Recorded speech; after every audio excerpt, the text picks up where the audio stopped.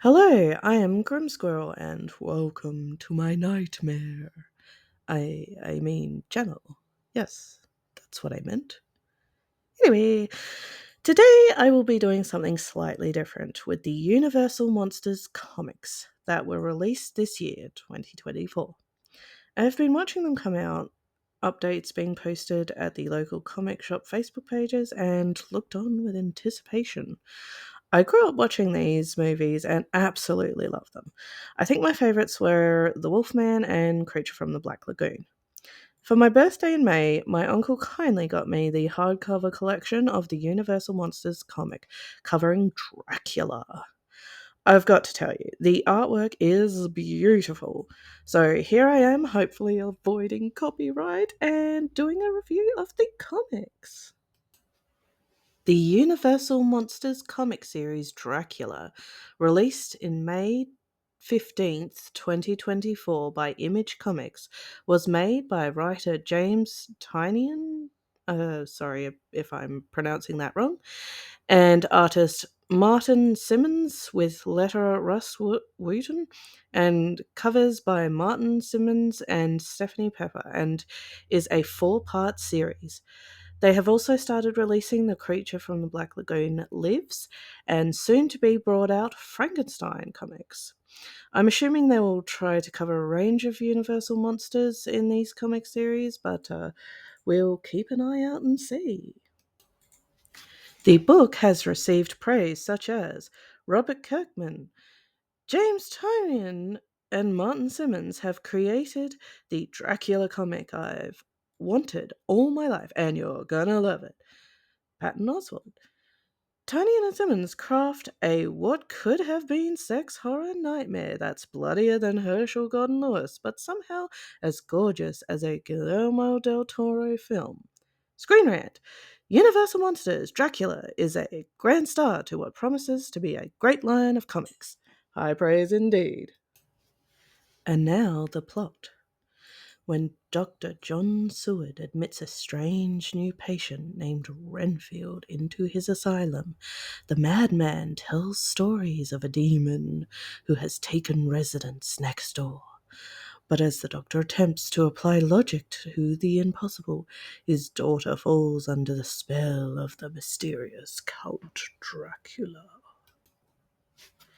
And now for the review.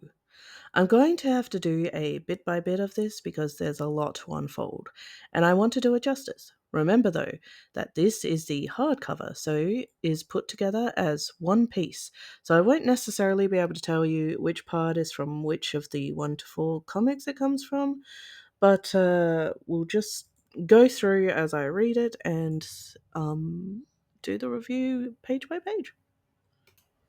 The opening scene, and I feel I need to describe it as such, as it is very cinematic and atmospheric, is of Renfield talking to Dr. Seward at the asylum. The pages are dark and gloomy, giving a chill to the reader, and as I read this to myself, I find myself imagining the voice raspy and haunting. They are discussing Renfield's master and the lessons he has taught him. When Dr. Seward asks Renfield who his master is, the comic cuts to a double page print, dark and black, with splashes of red and the word Dracula written boldly across it. This is a wonderful setup for the rest of the book, and I tell you, it definitely gave me chills. I think my only issue at this stage is that some of the artwork, especially the double page spreads, disappears into the join in the center, and so you miss some things. I hadn't noticed at first the creepy figure and still can't quite make it out whether it's supposed to be one of Dracula's minions or that the bats in the background are forming the creature which then turns into the man Dracula. So, not sure, but it's a minor issue at this stage and doesn't, for me, take too much away from it so far. After the double spread, it shows two men in an office discussing the strange happenings. This is Dr. Seward, and I believe the other man is Jonathan Harker, as he is referred to as John and is told to think of Mina's well-being, though it doesn't specifically say that it's him at this stage. They discuss the strange case of Renfield and how there was a ship found with all aboard dead, same for one man raving mad. Renfield? They call the ship the Vesta, or maybe that's a term for something else since it was not capitalized? In the 1897 novel Dracula by Bram Stoker, a Russian cargo ship called the Demeter? No. Carrying the vampire Dracula coasted into Whitby Harbour in Scarborough and ran aground. In the 1931 film version of Dracula, the ship was called the Vesta and also included Dracula's mad servant Renfield. Oh, I should have known that. Oops. Anyway, onwards and upwards. John says that he is interested in finding out more and is appalled at that Dr. Seward suggests that Renfield might not be mad but be suffering from an illness that may be cured. He reassures John that it is not to get him off from his alleged crimes, but he is a patient and if he can be cured, he will try to do so. Think of my daughter, think of Mina, and put it to rest. The next part shows Mina and Lucy sitting together and talking. The changes of scenes are nicely done and have that cinematic feel to it. As I stated before, it feels less like reading and more like theatre of the mind.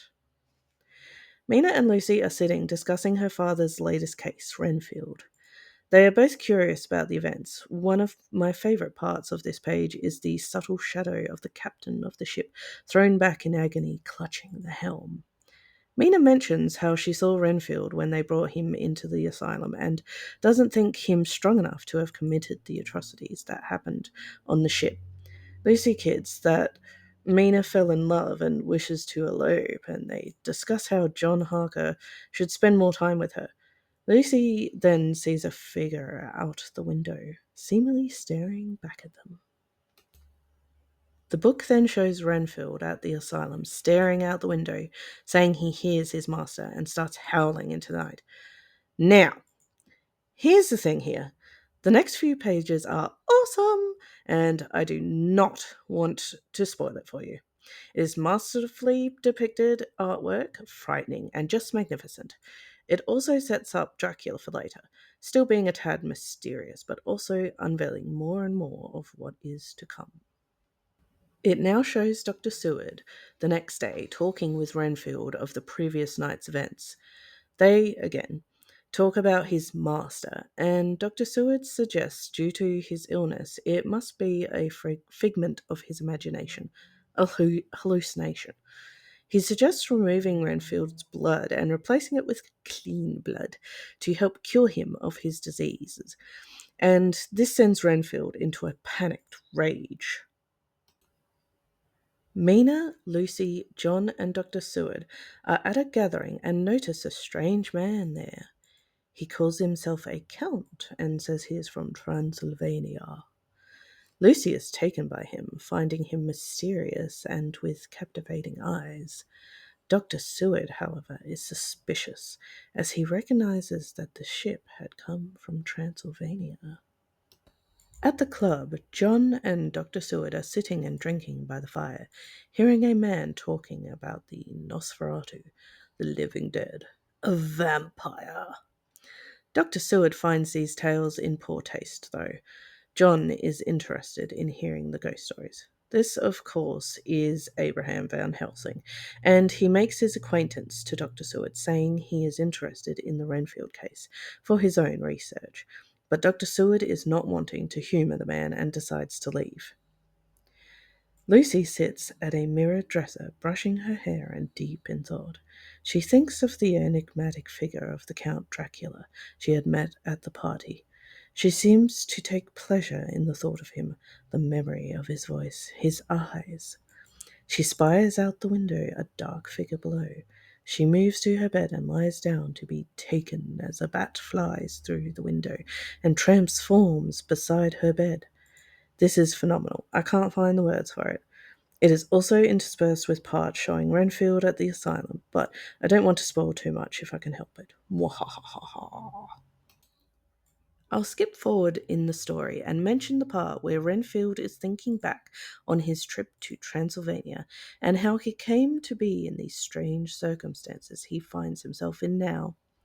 He wishes to be free of the torment, only to have Dracula appear and feed him as though a dealer feeding an addict his medicine. Ha ha ha ha. I notice as well, at this part in particular, so far Dracula, or the Count, hasn't uttered a word. His appearances mostly show his eyes, the blood red, and at times his teeth, but not his words. I kind of like this approach because sometimes when there is an entity that is supposed to be dreadful, terrifying, when it comes to talking, that can lessen the fear. And depending on what they say, it can ruin the power the creature holds altogether. Some characters, like Mina, talk about how mesmerizing his voice is, but not actually seeing him speak is like making it more mysterious. Like, did he actually talk or put the thoughts into her mind? So, yeah, I thought this was a nice touch. Skipping forward again, Dr. Seward and Van Helsing are in the office discussing the Count and how Mina has fallen under his spell, and they fear she may be lost already. Van Helsing says to Dr. Seward how he saw the Count shrink back from the mirror and flee. Then suddenly a wolf dog appeared to run away deep into the shadows of the night. I don't recall seeing this part in the comic, and that's a bit confusing, but maybe I just missed it. So, anyways, it seems the story is coming to a head, and they gather to try and save Mina and her eternal soul from damnation. They rush to the abbey where Dracula has been hiding out and see Renfield going inside. They have the right place. Renfield begs his master for power, but is killed as the others enter, Dracula thinking that Renfield has betrayed him. Dr. Seward talks to Renfield as he dies, while Van Helsing and John track down Dracula to his crypt as the sun rises. Dracula is killed, and Mina appears out of nowhere and is all fine? Okay, so this ending seemed a bit rushed and anticlimactic. Or perhaps like it was missing something? Where was Mina while this was all happening? How can she just randomly be cured so quickly without showing anything?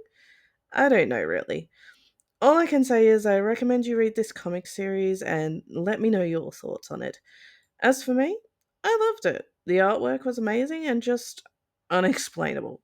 The story, for the most part, was pretty much the Dracula story, if not a bit jolting here and there, as parts felt cut out and not adequately replaced by anything.